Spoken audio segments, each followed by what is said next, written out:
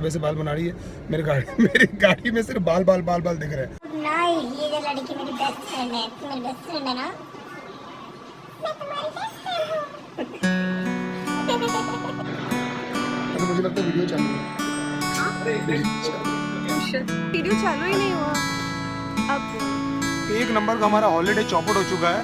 हालत देखिए आदमी, अदरक हो गया है ये आदमी, कहीं से भी बढ़ रहा है। हाँ तो शादी से पहले ऋतिक रोशन था क्या? बेटा कुत्ते समान मारता हूँ मैं, ऐसे बोलिए।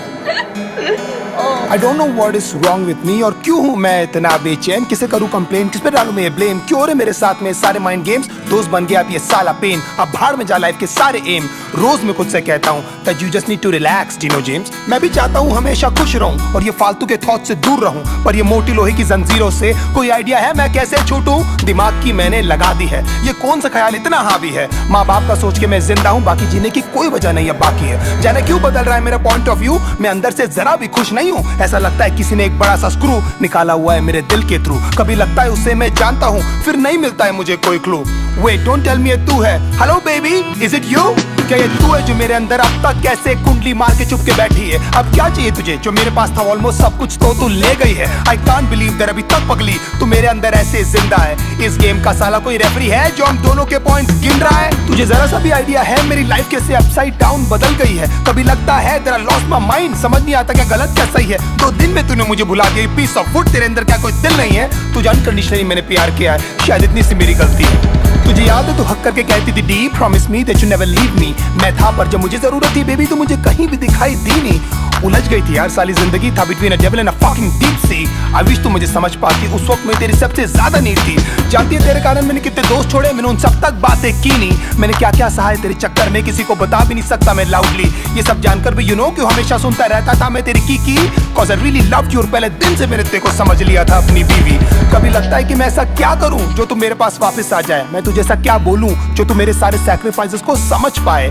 काश मैं तुझे बता पाता लड़की how much you really mean to me. मैं ऐसा क्या करूं जो एक बार तो कम से कम तुझे कभी मेरी याद आए। तुझे मेरी यादें क्यों नहीं आती, तुझे मेरी यादें क्यों नहीं आती, तुझे मेरी यादें क्यों नहीं आती, तुझे मेरी यादें क्यों नहीं आती।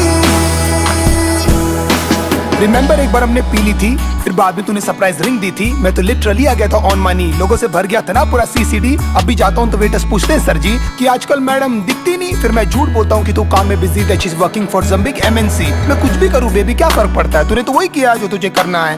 पता नहीं था कि जब मैं लट्टू था उस समय से एक्चुअली मुझे डरना है। सब बोलते हैं भाई तू बदल गया है, तू पहले वाला फनी डीनो नहीं लगता है। मैं जिंदा हूँ साला वो काफी है, मुझे खुद नहीं पता मुझे करना क्या है। मैं मानता हूँ मैं कंगाल था, मैं मानता हूँ मेरा बुरा हाल था, मैं मानता हूँ कि मैं एक लूजर हूँ और तेरे फ्रीडम के बीच में एक वॉल था। मैं मानता हूँ कि हजारों लाखों बार शायद तू मेरे कारण रोई है। मैं मानता हूँ सब बर्बाद हो रहा था और मैं एकदम लाचार था।